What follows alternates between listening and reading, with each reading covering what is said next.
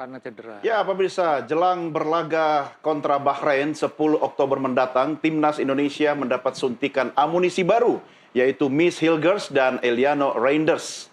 Ini jadi kepingan yang melengkapi skuad Sinteyong. Saking istimewanya, Eliano Reinders diberi nomor punggung 7 yang selama ini dikenakan oleh Marcelino Ferdinand. Akankah amunisi baru plus tren positif pasukan STY dapat dilanjutkan saat Timnas menantang Bahrain? Apakah kali ini Cakar Garuda akan membuahkan 3 poin untuk Timnas yang notabene disusun dengan menggeber pemain naturalisasi ini? Kita akan diskusi bersama narasumber yang sudah kami hadirkan di studio. Ini adalah para analis dan pengamat sepak bola terkemuka tanah air. Bersama saya Anton Sanjoyo dan Binder Singh. Bung Joy, apa kabar? Baik, Doni. Terima kasih, Bung Binder. Terima kasih. Siap. Kalau Anda berdua yang hadir, saya nganggur. Aman ini dunia persilatan ini. Pokoknya kita berharap Indonesia bisa cakar, ya Garuda bisa cakar Bahrain. Tapi komentar Anda, kita berlaga di kandang Bahrain seperti apa ini? Justru berlaga di kandang Bahrain, peluang Indonesia agak besar ya menurut saya. Karena 10 pertandingan terakhir Bahrain, di kandang mereka justru jelek. Mereka hanya menang 2 kali, draw 3 kali. Gitu loh. Jadi, menang 2 kali, tidak pernah draw, kalah 3 kali. Oke. Jadi di kandang mereka buruk sekali. Bahkan terakhir mereka kan digasak Jepang.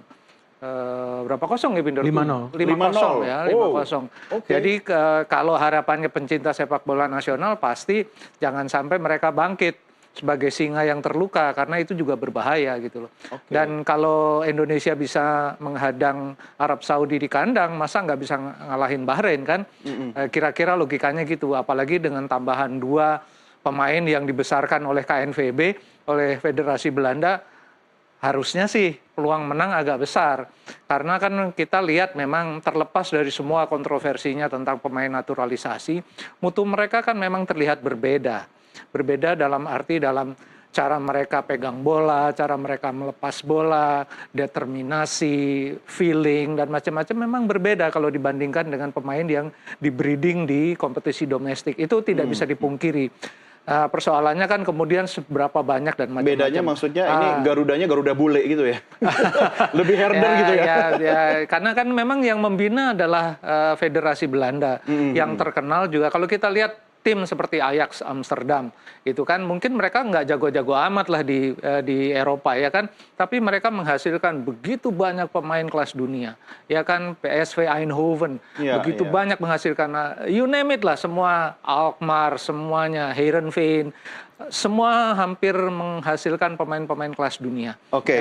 Nah inilah kemudian yang sekarang diambil advantage-nya oleh Indonesia, karena mereka di-breeding di sebuah tungku masak yang sangat matang dalam dunia sepak bola, sehingga Indonesia ya meskipun kebagian istilahnya percikan-percikannya, tapi tetap kalau untuk kelas Asia kan lumayan. Oh iya, gitu ya, iya. bisa menghadang Arab Saudi, bisa menghadang Australia ya kan. Jadi harusnya sih kalau ditanya lagi lawan Bahrain di kandang Bahrain dengan rekor Bahrain yang tidak terlalu bagus, harusnya sih 3 poin ya. Harusnya 3 poin. Nah, ini saya cukup berbunga-bunga nih, Bung Binders. Ketika tadi Bung Joy mengatakan kita bermain di kandang Bahrain, peluang kita menang lebih besar gitu kan. Itu masih belum saya terima dari logika sehat saya kalau bisa jadi tuan rumah gitu kan. Terus kita dapat amunisi 2 pemain baru gitu kan. Tambah salah satunya pakai nomor punggung 7 lagi gitu kan. Analisa Anda gimana, Bung? Sebetulnya secara teknis jelas timnas kita lebih unggul. Oke. Secara teknis, karena kalau bicara materi pemain kan sekarang kan materi pemain kita adalah materi pemain yang memang mayoritas bermain di Eropa. Jadi tentu pada saat berhadapan dengan materi pemain Asia, ya biasanya memang akan lebih unggul materi pemain yang... Kalau Bahrain gaya apa dia pakai?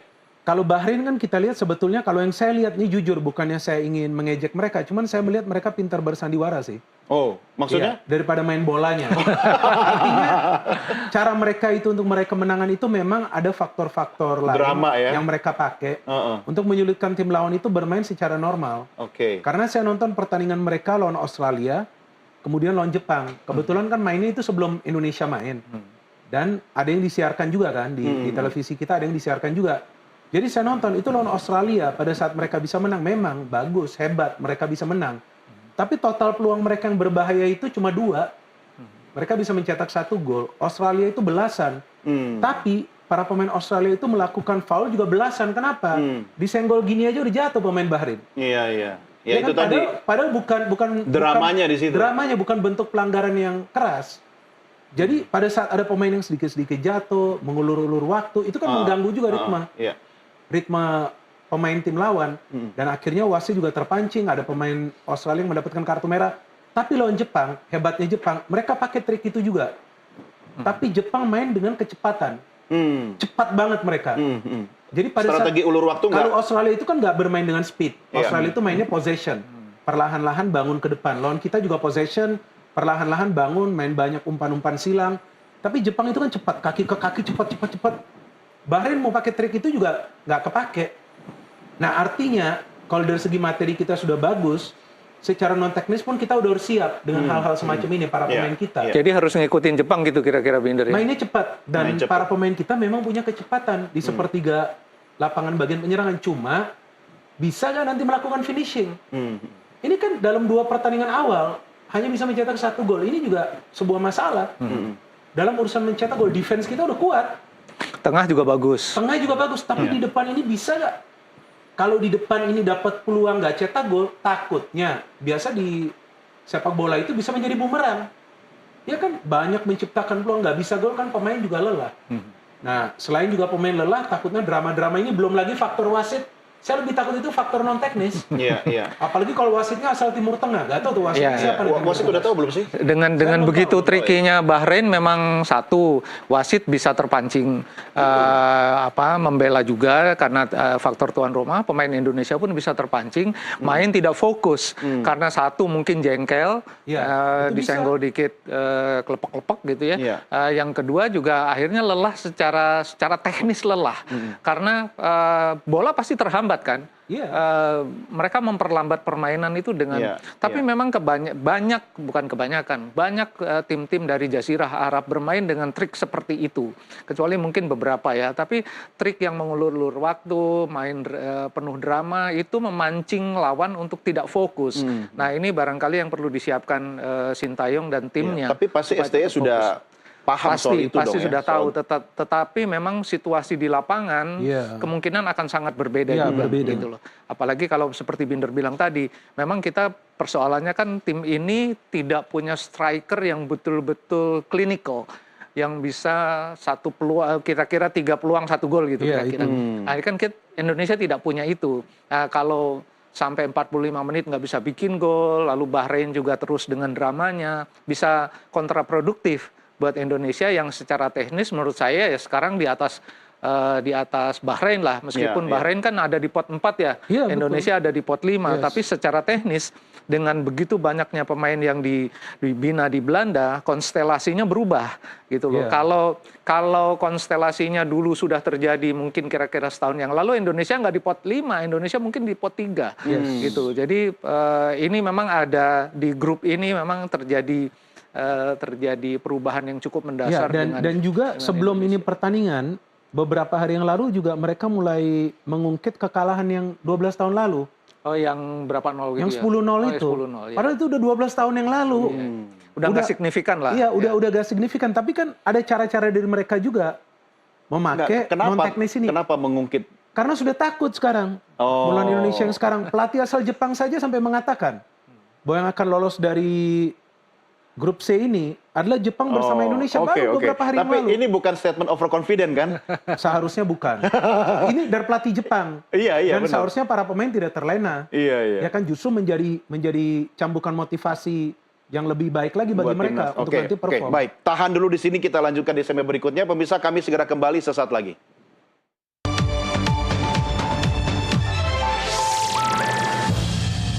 Ya pemirsa, saya dan Anda tentu berharap timnas kita mampu mencakar Bahrain ya. Ini kalau Garuda sudah terbang ke negara Jazirah Arab gitu kan. Mudah-mudahan energinya lebih. Tapi saya minta Anda berdua, Bung Binder dulu, bagaimana kondisi timnas kita sekarang ini?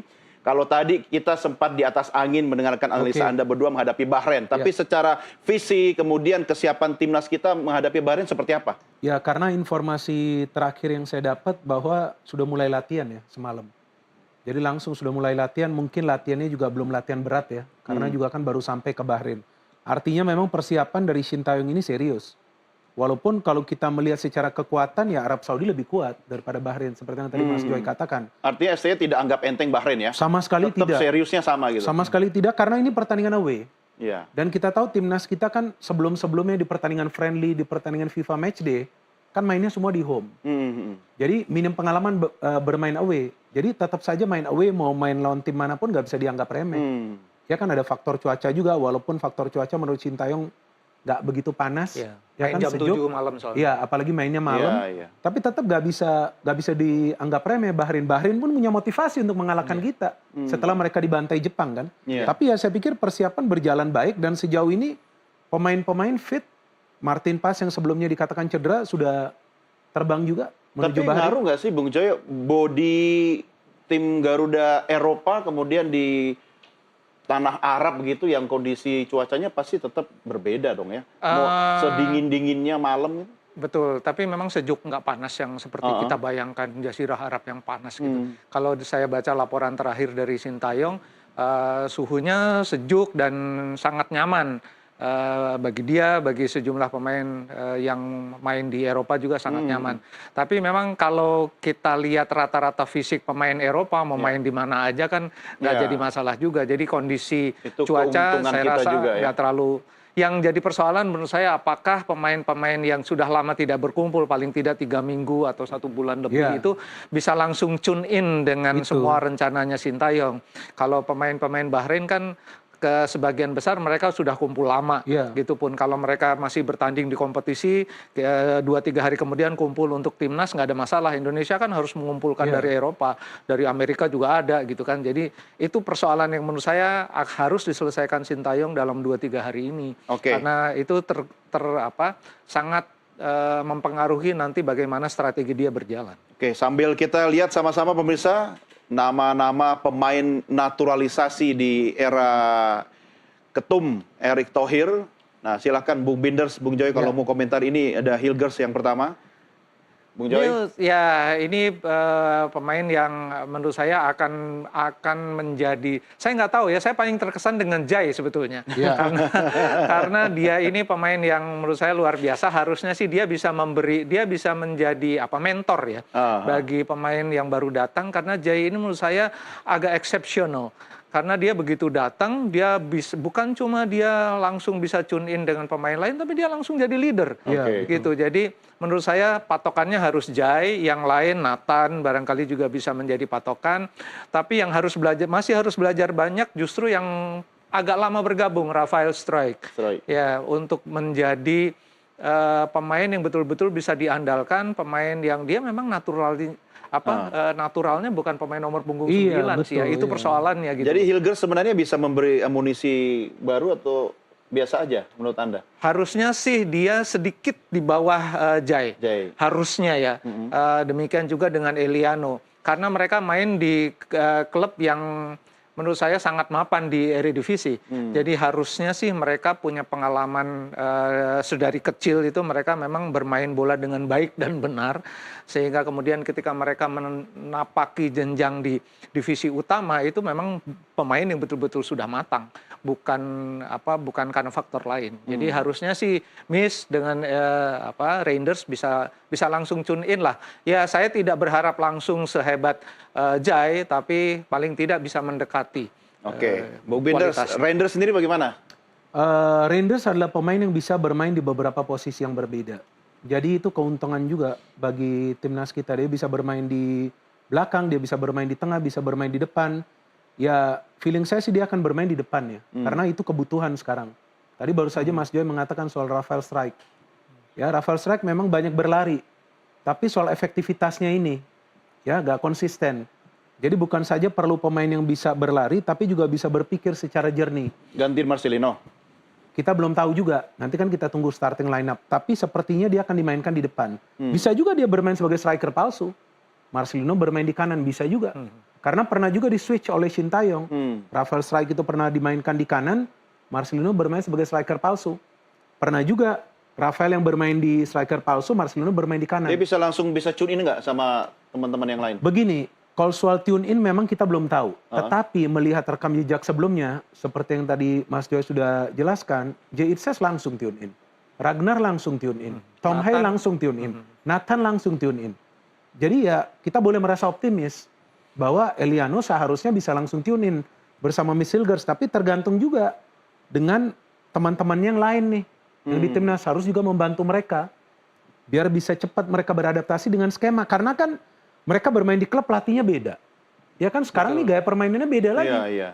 Jadi mereka harus beradaptasi dengan skema. Iya. Jadi mereka gak akan bisa bermain seperti yang mereka bermain di klub-klub mereka di Eropa. Dan harus cepat adaptasinya. Dan harus cepat mereka adaptasi. Nah, Dan Sintayong nggak punya waktu lama untuk mengamati itu, dua iya, ini. ini tanggal Cuma beberapa 7. hari. Iya, cuma beberapa 3 hari lagi. iya, cuma beberapa hari. Heeh. Tapi biasanya pemain-pemain yang sudah biasa bermain di Eropa, ya mereka tentu sebelumnya sudah melihat lah video-video dari timnas. Iya. Pasti mereka sudah Iya, melihat iya. cara bermainnya. Oh, kira-kira seperti ini. Apalagi ini kan debut mereka. Iya. Biasanya tuh pemain akan mempelajari dulu. Iya. Dan pasti ada tim analis dari kita juga yang menjelaskan Iya, kepada Dia juga kepada pasti mereka. punya target pribadi dong ya. Iya, Ini dan- debutnya kan, dia ingin Iya. tunjukkan. Dan biasanya kan hal seperti ini terjadi di belakang layar. Iya. Nggak juga diekspos. Kalau Iya. nggak, musuh kita sudah tahu Tapi semua jangan nanti. lupa, ambisi pribadi ketika masuk dalam Oh iya, tim, dia harus bermain pasti. grup gitu kan. Iya, Tidak pasti. boleh. Tapi apakah dengan Martin Pas? Apakah dia Nah, sudah ini. siap untuk turun atau bagaimana menurut Anda, Bung Joy? Saya cederanya minor menurut saya, dia Iya. siap turun dan Kalau dia tidak- turun kondisinya bisa seperti normal seperti biasanya atau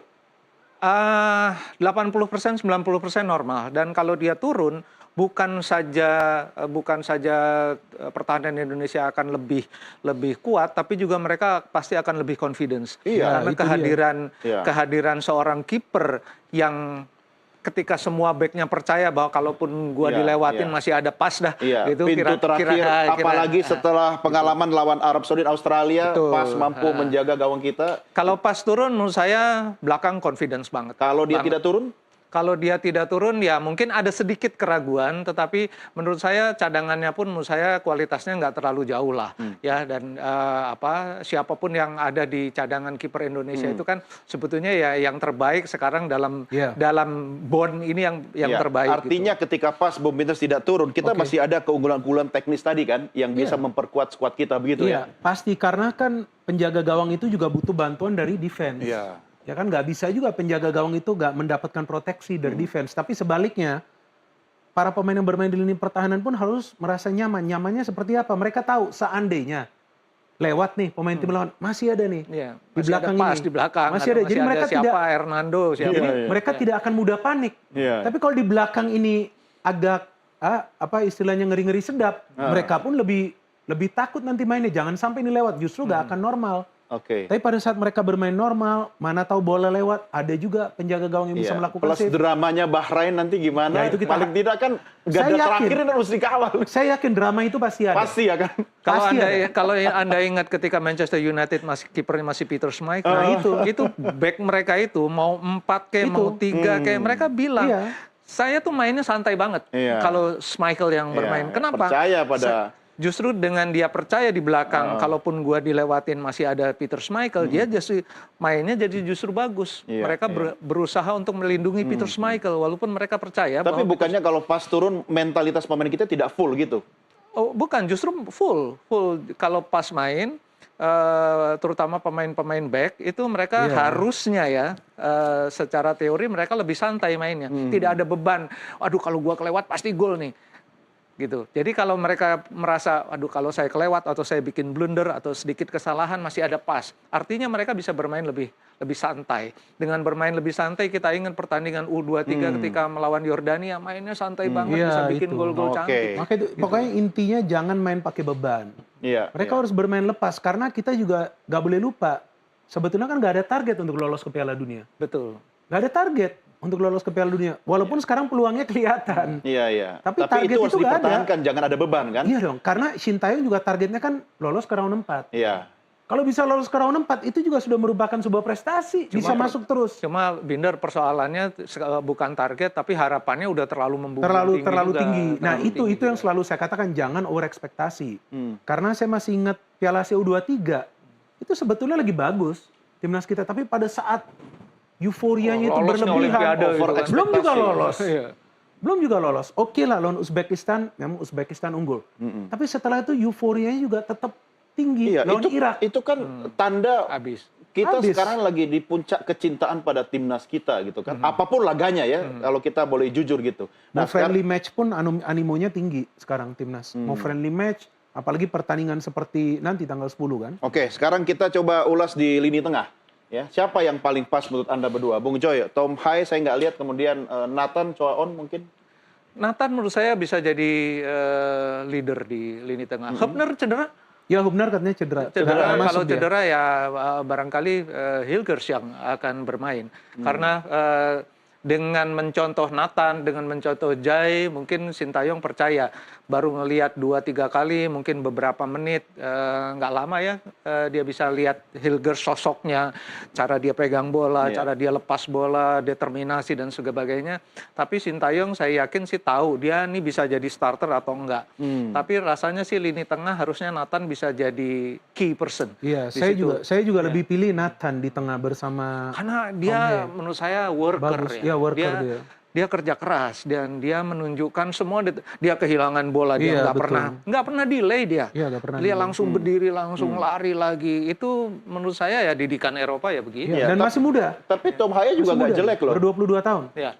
Bung Binder, Tom Hai juga nggak jelek. Waktu lawan Arab, Iya, Tom Hay gak jelek, cuman kita gak boleh lupa itu lawan Australia dia gak fit itu sebetulnya. Dia gak fit, maka belum itu di posisi dia masuk di puncaknya. babak kedua. Maka itu permainan timnas kita tuh gak kreatif setelah 30 menit karena gak ada yang bisa mengalirkan bola ke depan. Tapi untuk pertandingan ini yang saya harapkan jika nanti Nathan main, Nathan harus betul-betul fokus dalam filter biar Tom Hay ini lebih ke depan. Iya. Karena kalau Tom Hay juga ikut ke belakang nanti untuk menyambung transisi itu kita minim pemain. oke, ini kan main cantik, main tanpa beban ya. Pokoknya jangan terpancing emosi, apalagi drama-drama Bahrain. Itu. STY akan menggunakan strategi atau pola apa untuk meredam Bahrain, Bung Binder? Kalau menurut saya strateginya akan sama ya, pressing, transisi ya. Karena itu menjadi strategi yang bisa menyatu dengan para pemain kita. Karena para pemain kita ini kan punya speed ya di depan ya. Jadi dalam membangun transisi itu memang mereka bagus.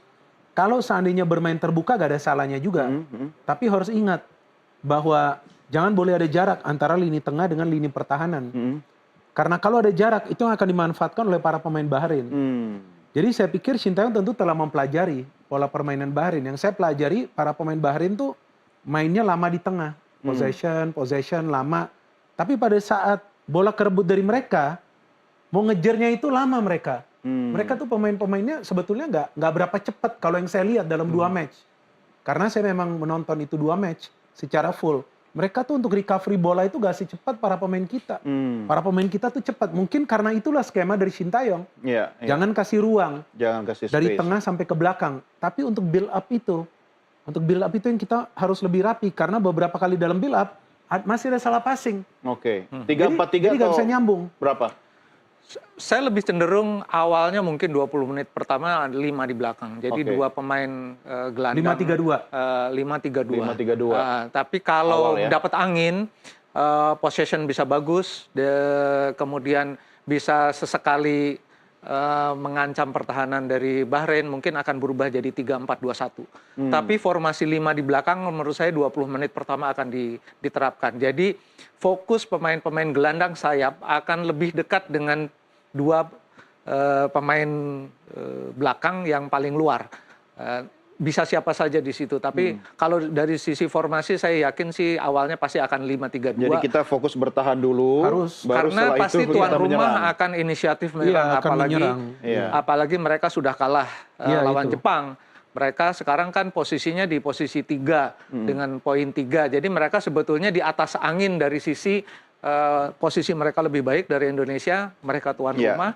Mereka tidak mau dipermalukan lagi. Nah, itu yang harus diwaspadai oleh Sintayong. Jadi menurut saya nggak mungkin juga Sintayong langsung frontal. Itu. Iya, Langsung iya, frontal. Jadi dia pasti cek ombak dulu. Tapi kalau gitu kan kita harus menjaga vitalitas pemain kita kan sampai babak pertama selesai paling tidak. tentu. Bagaimana perbandingan fisik Indonesia dengan Bahrain? Kalau fisik saya nggak meragukan lagi karena kalau sisi fisik saja ya.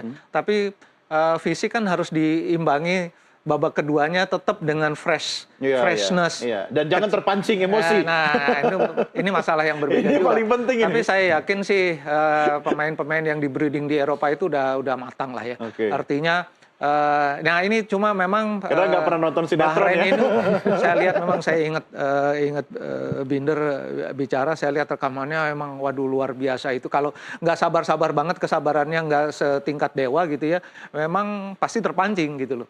Jadi ini mungkin barangkali final talk yang harus dilakukan oleh Sintayong adalah jangan terpancing, fokus pada strategi. Ini barangkali yang harus dan juga wasit.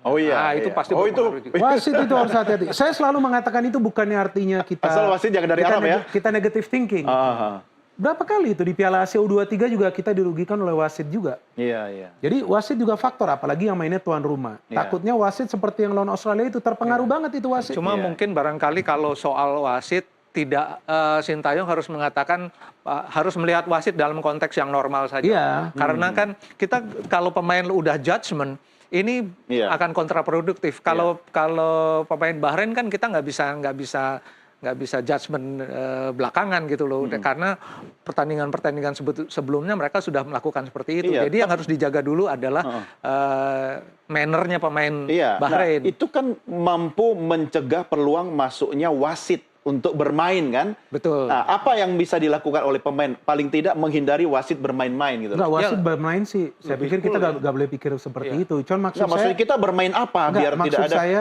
wasit itu kan bisa saja terpengaruh itu. Ya kan maksud saya. Dengan dramanya Bahrain. Artinya yang saya mengatakan soal wasit itu bukan artinya wasit akan curang. Cuman maksudnya wasit pun nanti harus normal. Jangan melihat trik-trik seperti Bahrain ini seolah-olah para pemain kita melakukan pelanggaran keras. Ya kan? Betul. Karena kalau pemain itu sudah mendapatkan kartu kuning, pasti cara mainnya nanti berbeda. Nggak lagi berani tackling, nggak berani intercept. Nggak berani tackling, nggak. Nanti tahu-tahu para pemain Bahrain leluasa. Jadi ini hal yang saya mengatakan wasit ini nanti harus normal, harus bijak. Jangan terpancing. Karena lawan Australia dan Jepang sih nggak terpancing karena Jepang mainnya memang bagus. Tapi lawan Australia itu kan terpancing. Padahal Bahrain cuma 2 peluang yang berbahaya. Tapi karena para pemain Australia melakukan pelanggaran demi pelanggaran, pemainnya kartu merah, akhirnya fokus mereka juga hilang. Buyar ya. Iya. Lini depan, Bung. Lini depan saya paling khawatir sih. Saya paling khawatir karena lini depan ini persoalan bukan saja di round 3 tapi juga di round 2. Susah sekali kita ngegolin yang lawan Irak itu. Babak pertama kita kuasai Irak. Tapi nggak bisa mencetak gol. Babak kedua karena memang mainnya itu di sore. Jam 4 kalau nggak salah. Ternyata para pemain kita babak kedua udah mulai kendor. Irak yang akhirnya naikkan temponya. Dan Irak bisa mencetak 2 gol. Saya paling khawatir di lini depan. Lawan Arab Saudi seandainya ada finishing yang lebih bagus di babak pertama, kita seharusnya sudah unggul. 0-2 lawan Australia 25 menit pertama kita kurung Australia. Kita menciptakan 3 peluang on target. Tapi gak ada gol. 3 peluang on target loh di 25 menit awal itu jalannya pertandingan. Seandainya dari 3 peluang itu 1 aja gol. Terus main dengan skema defend and counter, mungkin kita udah menang lawan Australia. Jadi finishing itu penting. Memang lini depan paling mengkhawatirkan dalam putaran ketiga ini, apalagi bermain di kandang lawan. Nah, ini yang jadi persoalan karena hampir tidak mungkin lawan memberi ruang kepada Indonesia untuk bisa masuk ke perimeter pertahanan mereka. Nah, ketika tidak diberi ruang, tidak banyak peluang, dapat peluang pun susah bikin gol, akan jadi frustasi berat. Ini yang mudah-mudahan tidak terjadi ya. Dalam kondisi ini siapa yang paling layak di lini depan? Yang terbaik ya sekarang masih Struijk, masih Marcelino, masih Oratmangun. Jadi memang hampir tidak ada pilihan kecuali memang ada perubahan yang sangat radikal pada cara bermain dan cara mereka bermain. Pada strategi dan cara mereka bermain. Nah ini saya tidak terlalu yakin apakah ada perubahan yang sangat radikal pada cara mereka bermain dan cara Marcelino bermain, cara Struijk bermain, cara Oratmangun bermain. Tapi kan pemain-pemainnya STY harus disiplin kan? Tidak mungkin ada perubahan gaya atau strategi yang radikal dalam waktu kurang 3 hari lagi. Mungkin perubahan gaya tergantung dari jalannya pertandingan. Seperti apa kan baru nanti bisa dianalis oleh Sintayong. Tapi kan yang kita bicarakan di sini adalah kan penyelesaian akhir. Dan itu seharusnya bukan saja dari lini depan, tapi banyak peluang dari pemain dari lini kedua yang harus bisa diselesaikan. Karena contoh lawan Arab Saudi, itu gol kan akhirnya dikasih ke Sandy Walsh, bukan ke Oratmangun. Akhirnya kan direvisi oleh FIFA. Tapi Sandy Walsh ini kan sebetulnya adalah pemain yang bermain di lini pertahanan. Bagus dia bisa maju seperti itu. Kalau gak ada Sandy Walsh, belum tentu itu gol. Karena kena Sandy Walsh gol. Artinya pemain dari lini kedua atau ketiga kalau dapat peluang juga harus bisa Ya. melakukan finishing. Karena di depan itu kalau kita lihat permainan lawan Australia dan Arab Saudi kan nggak ada striker murni. Murni, iya betul. Nggak Nggak ada ada nomor striker punggung murni. 9, nggak ada. Nah, jadi artinya kalau ruang sudah dibuka, pemain dari lini kedua itu harus mampu juga lakukan finishing. Yang saya maksud dengan perubahan radikal itu adalah sebetulnya tuntutan saya pada Sintayong, karena dia kan sebetulnya boleh dibilang pelatih kelas dunia gitu ya, yang harusnya sih punya sentuhan midas untuk membuat Rafael Struijk lebih klinikal, Marcelino kan pernah kita sebut Wonder Boy gitu loh. Yeah. Kok nggak muncul lagi gitu loh. Ini yang menurut saya yang harus dituntut juga dari Tapi apa Sintayong. iya gaya STY akan tiba-tiba membuat strategi yang radikal begitu, apalagi menjelang hari H? Dia harus punya treatment khusus karena dengan semua pengetahuan dan pengalaman dia, dengan semua tim teknis dan analisisnya, dia harus tahu kelemahan Struijk ada di mana. Kalau pelatihnya Roger Federer itu tidak pernah ngelatih teknis, dia hanya ngelihat Roger Federer ini kelemahan terberatnya di mana, itu yang dia tutup. Lalu kemampuan terbesarnya di mana, itu yang dia tambah. Itu yang harus dilihat oleh Sintayong dan kawan-kawan. Untuk Marcelino ini di mana ya kelemahan terbesarnya, itu yang dia tutup. Lalu kemampuan terbesarnya di mana, itu yang dia tambah. Apa tidak terlalu berisiko ketika kemudian ada tambahan Miss dan Reinders yang bergabung?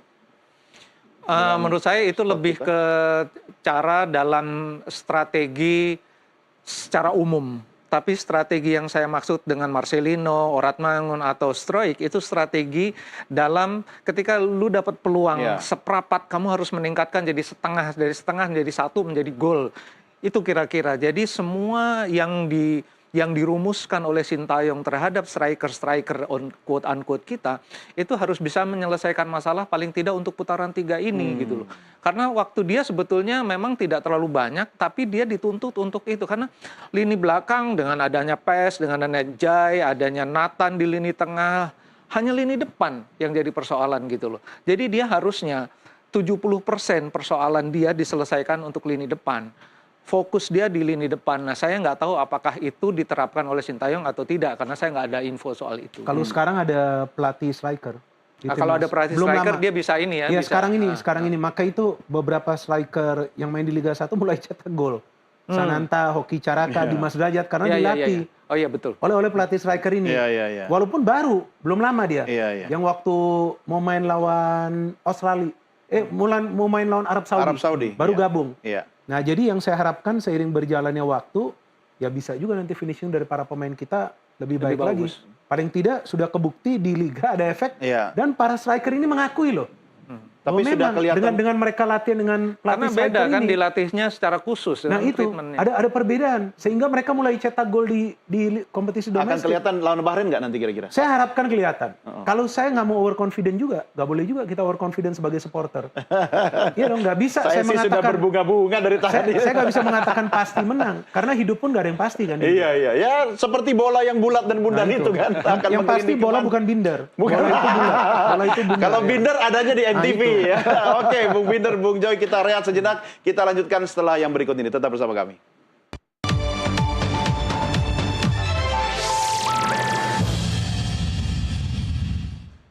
Kita lanjutkan diskusi kita. Mampukah tim Garuda kita mencakar Bahrain? Ini nanti tanggal 10 hari Kamis ya. Jam berapa sih? Jam 23. Jam 23 ya. Sampai Indonesia Barat. Oh ya, nggak terlalu pagi lah selesainya. Mudah-mudahan para pekerja Indonesia yang ada di Bahrain itu pada datang. Datang semua. Saya bikin berisik ya. Iya. Oh, kalau di sana berisik wajar. Yang saya khawatirkan ini hari Jumatnya hari bolos nasional di sini. Kalau menang jadi bolos nasional itu. Oke. Line up masing-masing versi Anda berdua, Bung Joy. Yang the best. Dengan cederanya Hubner mungkin lini belakang agak berubah ya. Tapi tetap Jai akan jadi sentral. Dia akan jadi key man di belakang. Dia akan merintah ke belakang ke pas. Dia akan merintah ke depan ke Nathan. Jadi di belakang pasti Jai. Rizky Ridho masih harus dipertahankan menurut saya. Sandy Walsh bersama Calvin Verdong bisa ditaruh di kiri. Jadi rasanya lini belakang sih solid, sangat bahkan. Gitu loh. Lini tengah Nathan akan jadi key man di sana. Siapapun yang ditaruh di tengah harus mengikuti ritmenya dia. Kalau Reinders dicoba bisa saja untuk mengikuti mentornya. Tapi mungkin di lini depan Struijk akan jadi pemain nomor punggung 9 yang maju mundur sebetulnya antara 9 dengan 8. Tapi kemungkinan dia akan menjadi target man meskipun dia bukan target man yang murni. Mungkin bisa bertukar peran juga dengan Marcelino. Tapi dia pasti akan bahu-membahu dengan Marcelino. Entah siapa yang akan menjadi nomor punggung 9. Tapi kemungkinan besar Struijk.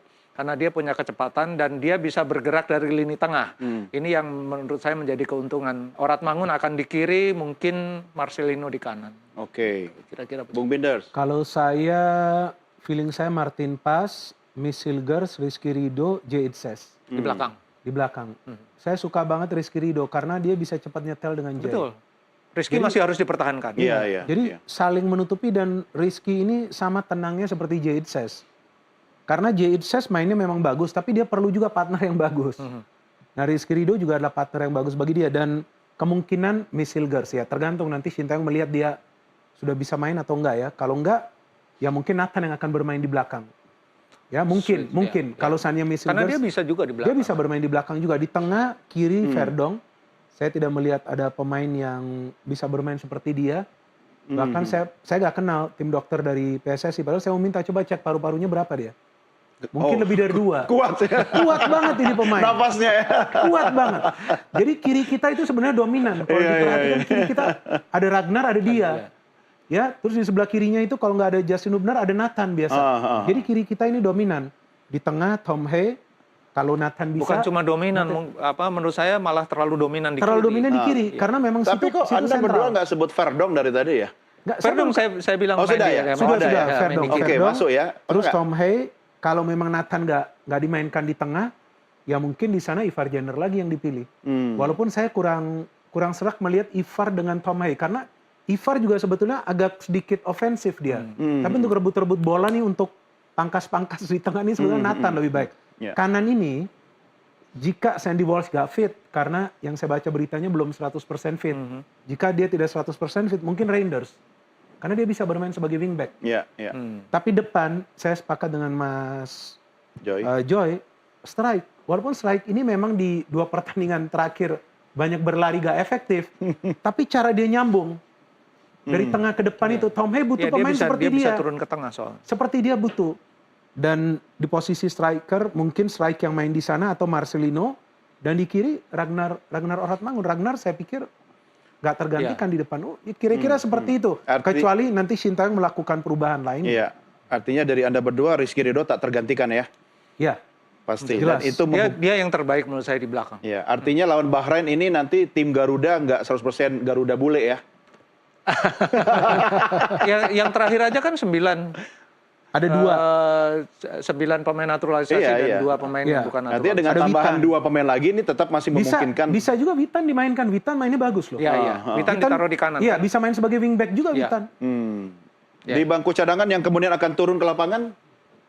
Nah, ini yang berat ya. Ini sulit sangat tergantung diprediksi pada ini. kondisi Iya. terakhir 1 jam sebelum pertandingan karena itu sangat menentukan strateginya Sintayong karena Gitu. dia pelatih hebat itu sampai 1 jam sebelumnya dia biasanya belum putuskan. Oke. Gitu. Jadi biasanya dia setelah 1 jam dia baru feelingnya baru dapat. Nah ini yang kita nggak Lebih bisa ke tebak non-teknis? Ya feeling ya saya nggak Feeling tahu. ya? Feeling seorang Ya, sambil pelatih. melihat kondisi di lapangan seperti apa ya? Kondisi latihan, pemanasan, Oke. Iya. itu dia lihat orang per orang.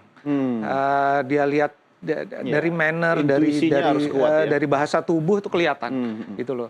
Kalau dari awal saja pasang kaos kaki udah gemeter, hampir nggak pasti nggak bakalan dipakai. turun. Gitu Iya. loh. Jadi itu yang menurut saya pelatih kelas dunia harusnya punya Iya, feeling. cuma Bung Binders kan STY juga terkenal kadang ada kejutan ya di Gitu. saat-saat terakhir gitu Yes. kan. Anda melihat dia akan memainkan kejutan juga nanti lawan Bahrain. Saya pikir kejutan mungkin dari segi formasi atau dari style of play ya. Karena kalau dia banyak melakukan perubahan di line up, yang dikhawatirkan chemistry juga. Karena dari pertandingan dari Arab Saudi ke Australia kan nggak banyak perubahan juga Iya, di line up iya. kita. Iya. Ya, dan sebetulnya nggak perlu juga banyak perubahan itu, kecuali ada pemain yang memang cedera Iya. atau nggak bisa main. Karena kan para pemain ini kan nggak bermain setiap minggu, Ya, nggak bermain setiap waktu minggu. kumpulnya tuh dikit banget. Iya, waktu Iya, kumpulnya iya. dikit. Jadi kalau setiap kali main itu harus ada perombakan di line up, ya ini Iya. kan bukan pertandingan persahabatan. Kalau Hilgers sama Reinders turun, chemistry bisa cepet nggak? Itu yang kita Itu harapkan. harus dibuktikan Iya. dengan waktu, tapi dengan 3 hari pengalaman ini. Nathan, dengan pengalaman Jai, Itu. menurut saya sih nggak ada masalah dan ada confidence itu. Tapi persoalannya kalau mau bikin kejutan atau enggak, menurut saya enggak lah ya. Tapi dari formasi saya rasa nggak akan berubah dari 3-4-2-1 atau 5-3-2 atau 5-3-2 ya. Itu nggak akan banyak berubah. Jadi formasi itu yang pasti akan dipilih. Barangkali yang agak berubah ritmenya. Ritme itu kalau orang bola bilang cek ombaknya gimana dulu. Kalau mereka langsung gaspol, Indonesia pasti akan bertahan dulu. Dan dari bertahan itu lalu cek ombaknya dengan serangan balik, build up dari belakang, intercept di tengah, cukup berhasil atau enggak, tingkat keberhasilannya berapa persen, lalu itu di build up lebih bagus di 20 menit setelahnya. Tapi 20 menit pertama itu urgent banget. Iya. Itu yang harus dilihat. Tapi satu kejutan yang sebetulnya ST telah lakukan itu yang lawan Arab Saudi. Karena dari menit 0 kita udah gaspol. Kita tekan itu Arab Saudi dari awal. Sehingga Arab sama Saudi nggak Bahrain bisa keluar. Mereka bingung ya. Mereka kaget. Iya. Kok Indonesia sebagai tim tamu tuh berani Iya. keluar menyerang. Mereka tuh kaget. Saya bisa melihat ekspresi dari Mancini. Mancini itu bingung. Apa yang sedang terjadi? Dia lihat kiri, lihat kanan. Belum lagi berisiknya supporter kita kan. Itu pengaruhi juga ke pelatih tim lawan mau berpikir seperti apa nih. Cuma Kok risiko kita nggak bisa- ketika lawan Bahrain dari awal langsung gaspol? Ya saya pikir itu tergantung dari tim analis. Tim analis sudah bisa membaca Bahrain main ini seperti apa. Kalau saya menganalisis lawan Arab Saudi, kenapa keluar menyerang? Agar Arab Saudi ini nggak mendapatkan irama. Tekan dulu mereka. Tapi sayangnya hanya 45 menit itu bertahan di babak pertama. Nah ini yang nanti kita lihat. Apakah akan melakukan hal yang sama atau mengevaluasi dari pengalaman sebelumnya atau mungkin main dengan ritme. Kalau kita Atur ngadepin irama. Bahrain yang mentalnya lagi di bawah kita, harusnya dari awal kita sudah gaspol kali ya. Ya lihat-lihat dulu pasti Iya, juga. tergantung juga. Lihat-lihat dulu waktu Bahrain pemanasan pertandingan terakhir itu pasti dianalisis dengan bagus. Itu. Tapi nggak ada salahnya juga misalnya ngegas 5 menit pertama misalnya. Iya, Gas iya, dulu, iya. lihat dulu. Iya, kasih fur dulu. Kalau mereka counternya bahaya juga langsung ngegas gitu. Iya, iya. Kan Kita harus hemat energi juga iya, kan. jadi jangan sampai 45 menit gas udah gitu. Itu. Nggak habisan bertahan nafas, iya. total. Potensi kegolannya juga banyak kan. Oke. Karena kalau nggak salah Sintayong juga menargetkan kan kemenangan. Lawan Bahrain dan lawan China ini 6 poin. Kalau bisa dapat. Iya. Saya rasa secara kondisi psikologisnya memang mereka harus bilang Iya. ini harus menang kan. Iya, harus confident. Kapten siapa nih? Rizky atau Jay? Jay kan udah. Jay. Udah, pasti. sudah Udah Jay ya? kan. Udah Di ya? pertandingan sebelumnya sudah Jay. Jay. Saya sudah. Oke. Jay. Oke, sekarang dengan kondisi kita di atas angin nih ya, di Bahrain, kemudian penonton pasti ada dong ya. Orang Indo di sana juga banyak kan? Ya, bahkan yang saya lihat di cuplikan video sudah di welcome juga Ya. timnas kita. Dan mereka sudah siap juga mendukung. Dan saya pikir supporter itu penting loh. Berada di tribun itu. Mau jumlahnya 1.000, 2.000, Iya, 3.000. iya. Yang itu penting sangat berisik ya. Apalagi di sebuah pertandingan timnas yang main away. Itu supporter yang duduk di tribun itu, di pertandingan away, itu memberikan tambahan motivasi bagi para pemain. Pemain manapun lah. Mereka akan merasa senang. Oh ada nih supporter kita. Iya, iya. Ya kan walaupun mungkin nggak puluhan ribu. Kalau main di GBK udah pastilah Iya, iya. kita tutup semua kan. Tapi 5.000 sih ada menurut saya. Iya itu Ada, 5.000 ya. menurut saya udah bagus sekali. 5.000 sih ada. Ya kan itu di Qatar, Piala Asia U23. Lihat begitu banyak supporter kita. Itu kan memberikan juga semangat tambahan bagi para pemain kita. Iya, ya mudah-mudahan ya ngumpul semua di sana. Ya jangan kan di sana, kita di sini aja udah mulai bikin jadwal nobar ini kan. Apa yang harus Anda sampaikan kepada STY ketika akan menghadapi Bahrain dalam waktu 3 hari lagi? Kalau saya bisa berbahasa dia ya saya cuma bilang bahwa ini Nanti ada translator. STY juga pakai translator. Sin, ini kesempatan besar 3 poin sebetulnya. Oke. Dengan seluruh kondisi dan konstelasi yang ada sekarang, mudah-mudahan kondisinya Bahrain belum pulih dari dipukul habis-habisan oleh Jepang, tapi ya jangan lihat waduh Jepang gitu ya, tapi ya Indonesia harusnya bisa melakukan itu. Jadi saya sih yakin 3 poin bisa di China. Oke. Tapi 3 poin di Bahrain menurut saya ini jalan akan terbuka lebar. Iya, Bung Binder, ini kan Bahrain tidak boleh kita anggap enteng. Tapi ini adalah laga penting kita untuk menghadapi China Yes. habis ini gitu kan. Yes. Nah, apa yang harus STY lakukan ketika dia harus melalui Bahrain dulu, tapi kita juga harus menghadapi Tiongkok nanti setelah ini? Kalau saya harapkan Sintayong bisa menjelaskan kepada pemain-pemain yang nanti akan diturunkan atau dimainkan sebagai pemain pengganti, yaitu agar bisa meminimalisir jumlah kesalahan. Apakah itu kesalahan di ruang pertahanan pada saat build up, atau pada saat transisi. Karena saya masih ingat apa yang dikatakan oleh legenda sepak bola Johan Cruyff ya. Bahwa sepak bola itu permainan penuh kesalahan. Jadi tim yang melakukan kesalahan paling sedikit, tim itulah yang berpeluang untuk meraih kemenangan. Jadi yang paling penting juga coba untuk meminimalisir jumlah kesalahan. Karena kesalahan apapun bentuknya itu, mau kecil mau besar, apalagi bermain away, itu bisa saja berakibat fatal. Menentukan jalannya laga. Itu bisa juga menentukan. Jadi inilah yang paling penting, menjaga. Kesalahan itu wajar, bisa dan pasti terjadilah dalam pertandingan sepak bola. Tapi diminimalisir. Asal jangan menjadi kontraproduktif ya, Binder. Jadi takut buat salah, tapi nggak keluar jadi permainannya. Nggak maksimal. Ya, Paling jadi, nggak meminimalisir, karena beberapa kali juga kita itu kemasukan gol pada saat ada kesalahan. Ya kan seperti lawan Irak. Irak itu memanfaatkan kesalahan, salah satunya penalti. Kemudian lawan Filipina beberapa kali juga mereka bisa menciptakan peluang karena kesalahan. Lawan Arab Saudi juga sama, karena ada penalti kesalahan dari Martin Paes. Lawan Australia juga sama. Ada beberapa kesalahan kehilangan bola, mereka menciptakan peluang. Bagusnya Martin Paesnya performanya lagi on fire. Kita harapkan dia konsisten. Artinya ada beberapa kesalahan ini yang memang bukan artinya dihilangkan. Tetapi diminimalisir. Nah, bagaimana caranya meminimalisir? Tentu dari latihan yang dijalankan dalam beberapa hari ini. Meski tidak bisa kita copy paste ya. Waktu kita lawan Arab Saudi ada nggak mungkin. Nggak bisa. Karena lawannya beda. Ya. Dan mannernya agak beda juga. Bahrain dengan Arab Saudi mannernya agak beda. Dan pelatihnya ini Kroasia loh. Ya. Pelatih Kroasia itu kemungkinan akan minta para pemainnya mainnya keras, agresif. Itali kan Catenaccio itu kan lebih memblok. Ya, lebih memblok. Kemudian Australia lebih main possession. Tapi ini kemungkinan akan bermain keras. Nah, jangan sampai pemain kita... Dari menit pertama sudah... Kalau feeling saya seperti itu. Karena Kroasia itu pelatih-pelatihnya biasa meminta permainannya seperti itu. Karakternya Kroasia karakternya kan seperti itu. Karena bangsa mereka kan dalam tekanan. Tapi kita bisa memanfaatkan itu dong, situasi itu dengan membuat mereka kehabisan energi di awal. Harusnya sih enggak ya, kalau kita lihat dari cara mereka bermain physically ya, mereka tidak kehabisan energi. Gitu. Tapi memang mereka kehabisan ide. Ketika mulai turun kan memang nggak mungkin mereka 90 menit itu full energinya, baterainya penuh terus 100%, nggak mungkin, pasti ada dropnya. Nah, waktu drop itu mereka kehabisan ide, terutama karena juga mendapatkan tekanan. Mudah-mudahan sih tekanannya nggak terlalu berat. Jadi skor berapa nih masing-masing nih, Bung Joy? Indonesia 1-0. 1-0 Indonesia, Bung Binder? Saya tambah 1 gol lagi lah. Berapa? 0-2. Asik. Pokoknya hari Kamis tanggal 10 Oktober 2024 pukul 23.00 ya. Silakan pemirsa, kalau hari itu nanti Anda mendapati berita di media itu banyak berita politik, malamnya sebelum tidur, bukan tidur, begadang kayaknya, selesai jam 1 lah ya. Jam 1 setengah 2 gitu ya. Jam 2 lah. Dan saya curiga itu hari Jumat itu akan banyak karyawan akan izin kepada bosnya. Tapi ajak bos Anda nonton bareng biar izin sama-sama ya. Jadi 1-0, 2-0 untuk tim Garuda kita. Mudah-mudahan timnas Garuda bisa mencakar Bahrain. Bung Joy, terima kasih. Sama-sama. Ya. Bung Bintas, terima kasih. Salam kemenangan buat tim Garuda kita. Mudah-mudahan itu terjadi. Pemirsa, kita akhiri saya berisi diskusi kita. Jangan kemana-mana. NTV Prime masih kembali sesaat lagi. Tetap bersama kami.